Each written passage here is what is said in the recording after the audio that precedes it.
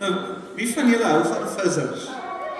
Nee, man, julle hou nie van vissers nie. Julle hou van groente.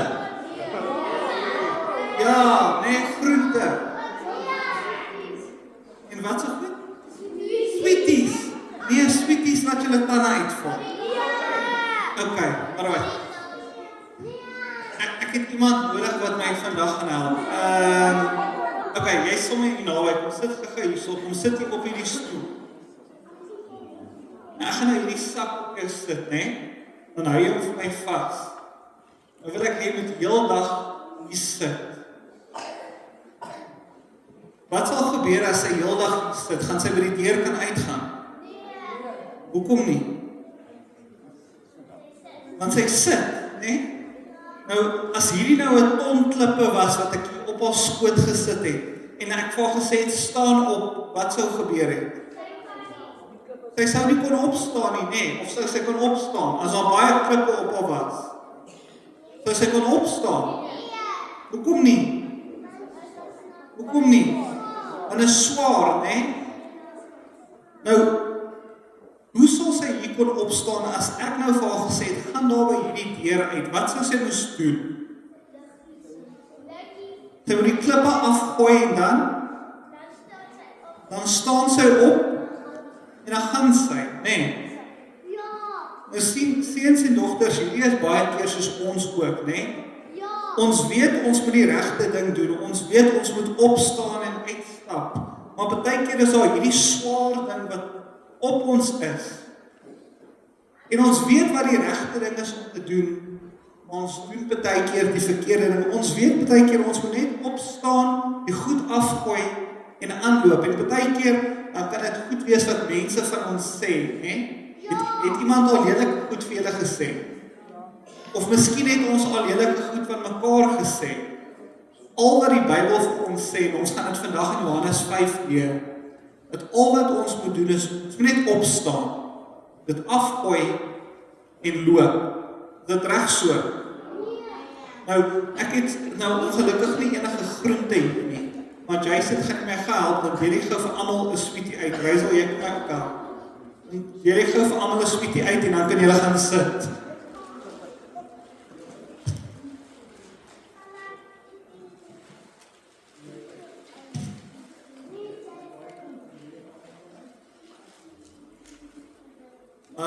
As jy jou sweetie gekry, dan kan jy gaan terugsit waar jy gesit het, daar by jou mamma lig.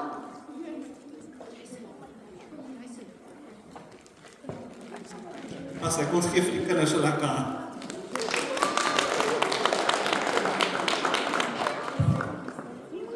Voor ons begin,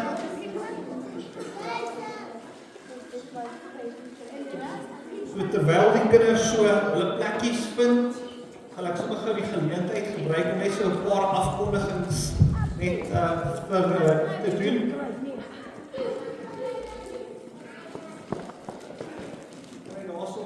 By Jason ons het nog, as daar tekort is, meer kinders as groot mense in die kerk.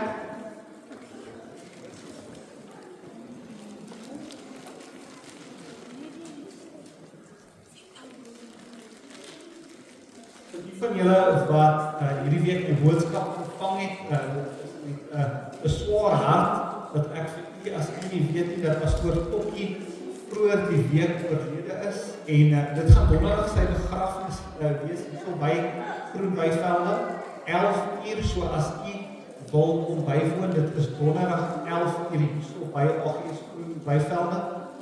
Dit gaan net 'n verrassingsdiens wees, en soos ek met die familie gesels het pastoor Tokkie 'n redelike, hy het alles uitgelê presies hoe hy dit wou gehad het.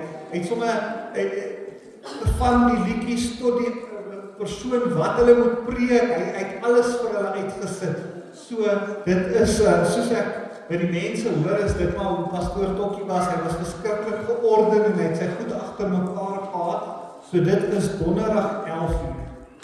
Dan wil ek hier uitnooi, ons gaan in die volgende week of 2, ek sal kommunikasie uitstuur vir u, gaan ons op woensdae aande, gaan ons hier by die kerk by mekaar kom en ons gaan so 'n bietjie 'n groeigroep begin. Dit gaan 'n seisonale groeigroep wees, so dit gaan vir 'n paar weke wees waar ons deur 'n paar temas spesifiek gaan werk. En ek wil jou uitnooi, as dit iets is wat jy wil kom doen, dis nie 'n langtermyn commitment nie, en ek weet almal van julle het kinders, julle is besig, maar ek wil u regtig vra om die tyd uit te koop spesiaal. Ek glo regtig dat die Here vir 'n paar spesiale goed gegee het om te deel, en dat dit regtig op my hart lê dat ons by mekaar kom, en dit was vir my so lekker. Ek het hierdie week ons ouer mense se selgroep, nie die ou mense nie, se selgroep gaan bywoon, en dit was so wonderlik. Ons het so lekker gesing, lekker koortjies gesing.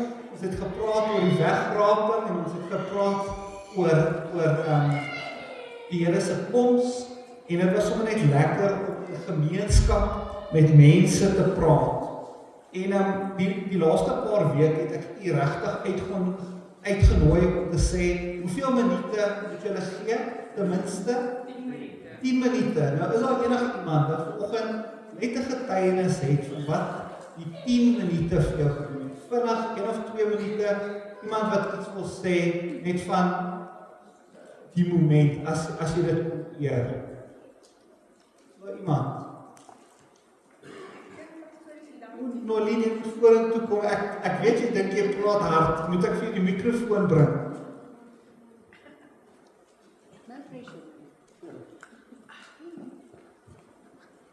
Sorry julle. Ek glo regtig in 10 minute wat jy begin wanneer jy ook met die Here begin praat. Begin praat. Daai eerste 2-3 minute se stilte is wanneer die Heilige Gees regtig jou leiding gee. So dan begin daai 10 minute, 15 minute, 20 minute, na 1,5 uur, jy weer sien, as jy meer as 'n uur in die teenwoordigheid van die Here. So ek vra julle regtig om dit te doen. Begin net stadig, 2 minute. Nooi net die Here in. Dis al wat jy moet doen. And the rest will fall in place. Amen.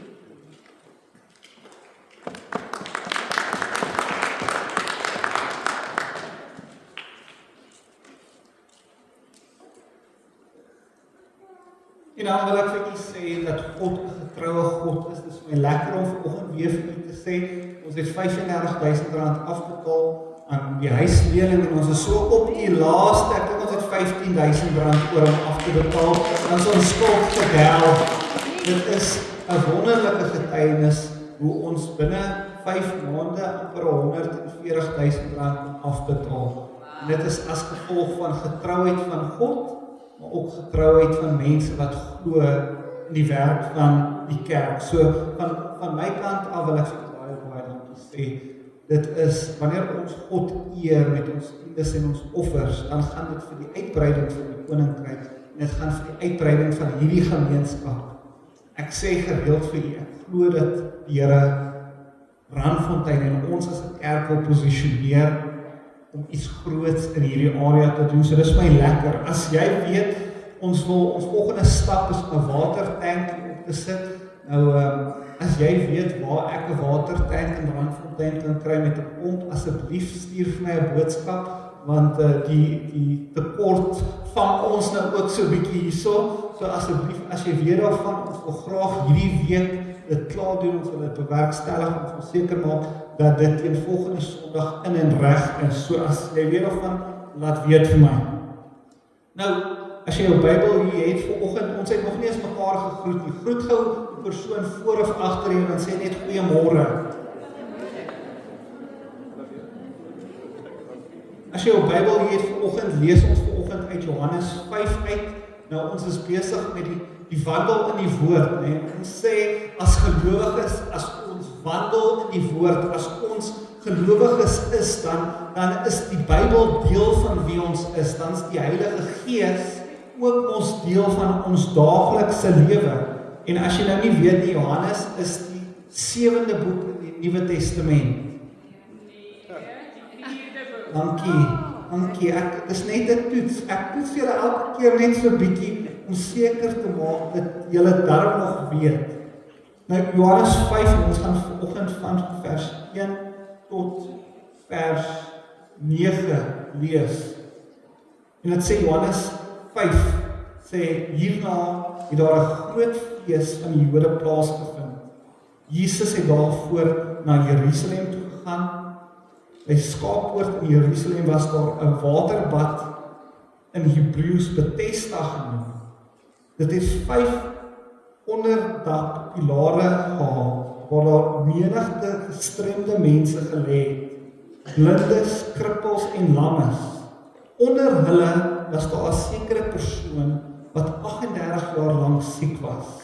Jesus het hom daar sien lê en was bewus dat hy daar al 'n geruime tyd siek was. Hy vra toe, wil jy graag gesond word? Vers 7, die sieke het vir Jesus geantwoord, meneer, ek het niemand naby my om my in die waterbad te tel, wanneer die water geroer word nie. En terwyl ek nog nader kom, gaan iemand anders voor my in. Vers 8, Jesus sê vir hom, staan nou op, tel jou slaapmaatjie op en loop. Vers 9, onmiddellik het die man gesond geword, sy slaapmaatjie opgetel en begin loop. Op daardie dag was dit die Sabbat. En hierdie is 'n treffende teks wat ek glo baie van ons al gelees het. As jy die evangelie deurgelees het, het jy dit definitief al gehoor. En Jesus sê vir hom, staan op, neem jou bed en loop. En ek wonder dalk vanoggend, wat sê die Here vir ons? Sê die Here nie op dalk vir ons vanoggend, staan op, tel jou bed op en loop. Want die verhaal begin by die bad van Bethesda, waar daar menigte mense is wat siek is, vir 38 jaar. Nou dink net hoe lank dit is. As jy 38 is, dan dink jy vir jou hele lewe lank, lê hierdie man al daar.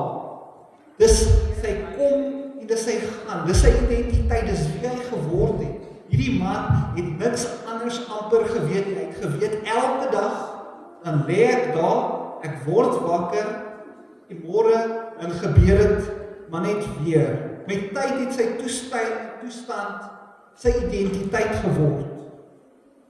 Mense het hom nie meer geken vir wie hy was. Mense het gesê, dis die man wat by die bad gelê het. En dit is wie hy geword het. En baie mense leef vandag ook so. Hulle word vasgevang deur hulle verlede, hulle seer kry, hulle mislukkings, of hulle sonde, en dit is hulle identiteit. En ek wil vanoggend vir jou sê, as dit jou identiteit is, dan wil ek jou vanoggend vryspreek en sê vir jou, jy het 'n identiteit in Christus. Daar is meer vir jou as die foute wat jy in die verlede gemaak het.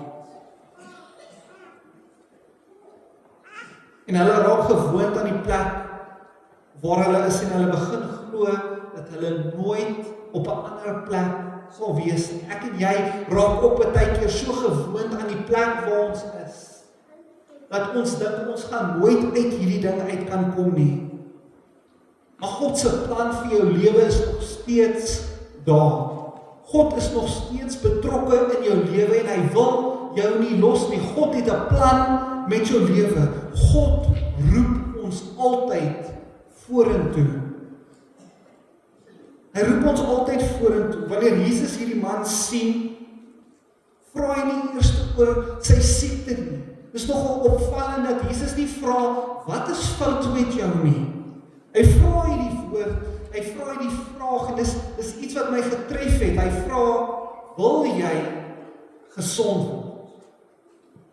Nou ooglopend lyk dit eintlik nou, hoekom sal Jesus dit vra? Maar Jesus vra hierdie vraag baie spesifiek. Hy sê, wil jy gesond word, of wil jy vir die res van jou lewe hier wees? Dit klink soos 'n baie eenvoudige vraag, maar dit is so diep. Jesus vra eintlik, maar is jy gereed om te verander? Is jy bereid om dinge anders te doen? Is jy bereid om jou huidige toestand agter te los en my te vertrou? Dis meer as net, wil jy gesond word? Dit is jy bereid om jou lewe te verander? Want baie mense bid, heeldag bid hulle, Here asseblief, ek wil verander, maar totdat die tyd kom waar jy moet verander, of totdat die Heilige Gees jou so druk, en hy sê, verander, of hy laat goed in jou lewe gebeur, en dan sê jy, maar Here, hoekom gebeur hierdie dinge met my? Maar dis 'n gebed wat jy gebid het, jy het gesê, Here, verander my. En ek het hierdie week met 'n groep mense presies hierdie boodskap gedeel, dat wanneer jy bid en sê, Here, verander my, wanneer jy sê, Heilige Gees, kom binne my hart, dan gaan hy gaan jou verander, hy gaan jou omdop, hy gaan die dinge wat sleg is, gaan hy uithaal, en die dinge wat goed is, gaan hy terugsit binne jou lewe. Sien, want baie mense bid vir verandering, maar wanneer die verandering kom, dan is daar nog steeds dinge wat hulle terughou. Ons lees reg die evangelie, dan roep Jesus mense, dan sê die ou, ek moet eers 'n paar sake afhandel, daar's nog eers 'n paar goed wat ek moet doen. Maar jy sien, ware genesing vra dat ons bereid moet wees om God te vertrou en gehoorsaam te moet optree. Jy sien, as jy wil gesond word, en miskien sit jy vanoggend en ons iets binne jou hart waar jy weet, dis nie hoe dit moet wees nie. Jy weet, daar's iets wat nie lekker is nie.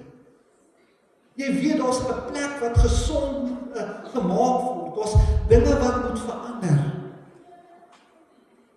Dan wil ek vir jou vanoggend vra, miskien is dit nie, wil jy gesond word nie, maar is jy gehoorsaam? Die laaste 2 weke vra ek spesifiek hierdie vraag, is God anders? Of is ek anders? Is die plek waar ek God ontmoet anders? Want jy sien, verskonings kan ons vashou. Ons kan 'n klomp verskonings maak. Daar's soveel mense wat vanoggend 'n verskoning gemaak het oor hoekom hulle nie kon kerk toe kom nie. Jy sien, die man antwoord vir Jesus, hy antwoord nie direk hierdie vraag nie. Hy begin verduidelik hoekom hy nog nie genees is nie. Wanneer Jesus hom vra, wil jy gesond word, dan antwoord hy nie die vraag, hy sê, maar ek is nou so, elke keer wanneer ek in die bad in wil klim, dan kom iemand voor my, en dis eintlik maar 'n klomp verskonings. Hy sê, Here, ek het nie iemand om my in die bad in te sit, wanneer die water geroer word nie, maar vir 38 jaar het hierdie man 'n rede. En miskien is ek en jy soos hierdie man, waar ons al vir so lang tyd weet ons moet verander, ons weet ons moet dinge anders doen. Ons maak allerhande verskonings op wanneer jy weet wat God vir jou sê. Vir 38 jaar verander hierdie man se situasie nie. En baie van ons doen dieselfde. Ons wys na ons omstandighede of na ander mense. Ons is dis so lekker om te sê, maar dis daai persoon wat maak dat ek nie dit doen nie. Of ons vergelyk ons verlede, ons sê, maar pastoor, daar's soveel slegte dinge wat al in my lewe gebeur het. Hoe kan ek dan nou dit doen? En dis verskonings. Maar jy sien, Jesus fokus nie op hierdie verskonings nie, hy fokus op die moontlikheid van verandering. Wil jy gesond maak, want ek besit die vermoë om jou vandag gesond te maak. Soms is die grootste hindernis nie ons probleem nie, maar ons bereidwilligheid om vir God te vertrou. Dis nie die hindernisse wat jou terughou nie. Dis jou bereidwilligheid om vir God vandag te vertrou te sê, Here, verander hierdie ding vir my. Want Jesus se opdrag vra aksie. Jy sien, Jesus kon, as hy regtig wou, kon hy die man aangeraak het, en die man, hy het nie nodig om iets te doen nie. Maar Jesus spreek nie net genesing uit nie. Hy gee 'n opdrag, hy sê vir hierdie man, staan op. Staan op. Want hy het geweet, hy moet met hierdie man praat in sy identiteit van hierdie man lê en hy kan nie opstaan nie. En Jesus kom en hy spreek hierdie man aan en hy sê, staan op. Tel jou mat op en loop weg. Dit vra aksie. Dit vra dat ons moet iets doen. Ons kan nie aanhou bid en vra en bid en vra. En wanneer die Here nou eintlik vir ons iets wil doen, dan sê ons, maar Here, ek wil nog net so bietjie sit. Ek weet nie of ek lekker reg is nie. Ons lees in vers 8, hy sê, staan op. Neem jou bed en loop. Hierdie man moes iets doen wat hy vir 38 jaar nie gedoen het nie. Hy vir 38 jaar het hy nie geloop nie. Hy moes reageer op die woord van Jesus. En as al een ding is wat ek wil hê hoor. Jy moet reageer op die woord van Jesus. Staan op, tel jou mat op en loop. Jy hoef nie in hierdie selfde omstandighede te sit wat jy week na week in sit nie. Jy hoef nie. Maar dit is jou keuse of jy dit doen of nie. God wil vir jou 'n uitkoms gee. God wil vir jou 'n alternatiewe pad gee, maar jy gaan moet opstaan en loop. Partykeer is ons as die kerk ons het so gelowig geraak dat ons sê, o pastoor, ek bid daaroor. Partykeer moet ons nie bid daaroor nie. As jy die honger ou op die pad sien, gee vir hom kos. As jy iets weet wat jy weet jy moet doen, doen dit. Dis gehoorsaamheid. Dit gaan nie oor dit wat jy nou kan kry of dat jy nog vir 'n jaar van nou af moet bid nie. Dis nie hoe geloof werk nie. Geloof sit nie stil nie. Geloof beweeg. Baie mense wag nog vir 'n teken en ek het die laaste 4 of 5 weke waar ons wandel in die woord, sê ek vir jou, hou op wag vir 'n teken. Hou op wag vir 'n profetiese woord waar die pastoor vandag jou moet uitroep en sê, dis wat die Here sê, hou op, wag daarvoor. Die krag van God is binne jou. Dis binne jou. Jy het nie nog 'n profesie of 'n bevestiging nodig nie. God het reeds gepraat. Hy het klaar gepraat. Die vraag is nie altyd of God praat nie. Die vraag is ons bereid om gehoorsaam te wees vir wat hy al reeds gesê het. En as jy vanoggend hierdie ter harte neem, dan wil ek vir jou sê, staan op en loop. Want as jy dit doen, dan gaan God vir jou 'n getuienis gee wat hierdie aarde gaan skud, wat die familie rondom jou gaan skud, wat die area of jou vriendekring gaan skud. As jy doen wat God van jou vra, gaan niemand rondom jou dieselfde wees. Want jy het 'n getuienis, jy het iets om te vertel. Ons lees in vers 9 en dit sê dadelik het die man gesond geword, hy het sy bed opgeneem en hy het geloop. Vir jare het die bed hom gedra. Vir jare lank, vir 38 jaar, het hierdie bed hom gedra. Nou dra hy sy bed. Nou dra hy sy bed. En vir hoe lank gaan jy nog op jou bed sit, waar die Here dalk vir jou sê, hierdie bed behoort onder jou arm, dis tyd om te loop, dis tyd om dinge te verander. Jy sien, wat opeens beperk het, word nou deel van sy getuienis. Die ding wat hom gehou het dat hy sit, word nou deel van sy getuienis, want nou dra hy hierdie bed en sê, kan julle sien, ek was daai ou wat daar gesit het, toe die Here vir my iets anders kom doen. Die wonderwerk was die begin en nie die einde nie. Ons lees in vers 14, dit sê, kyk, jy het gesond geword, maar moenie weer sondig nie. Jesus was nie geïnteresseerd in sy liggaam nie, maar hy was geïnteresseerd in sy hart. Die genesing was nie die einddoel nie, dit was die begin van 'n nuwe lewe. En miskien sit jy hier vanoggend en jy tel jou mat op. Dan wil ek vir jou sê, dit is net die begin van die nuwe lewe wat God vir jou uiteengesit het. Daar is meer wat God van jou wil doen. Want hierdie gaan oor baie meer as 'n fisiese genesing. Dit gaan oor die feit dat Jesus mense ontmoet waar hulle is. En dat Jesus vanoggend jou ook wil ontmoet waar jy vanoggend is. Die Here weet presies waar jy vanoggend is. Hy weet met wat se vrae jy sit, hy weet met wat se seer jy sit, met die dinge wat jou pla. Die Here is bewus van al daai dinge. Hy ontmoet die gebrokenes, die mense wat vasgevang is. Hy ontmoet die sondaar. Maar hy roep hulle self en hy sê, staan op en loop. Miskien sit jy vandag al lank op dieselfde plek, met dieselfde vrees, met dieselfde seerkry, met dieselfde sonde, en selfs dieselfde verskonings.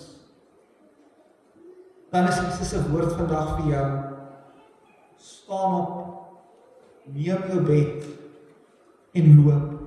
Want God het jou nie geroep om vasgevang te wees nie. God het jou nie geroep om te stagneer nie. God het jou geroep om op te staan en vir die mense rondom jou te wys dat jy 'n geroepene van God is, dat jy uitgesoek is vir sy doel. So ek wil jou vanoggend uitnooi, net 1 of 2 minute, waar jy die Here net vir 'n oomblik stil sit. Waar jy die woord in jou hart kan ingaan, jy kan vra, Here, wat moet ek doen? Is daar iets wat ek moet verander? Ons word stil.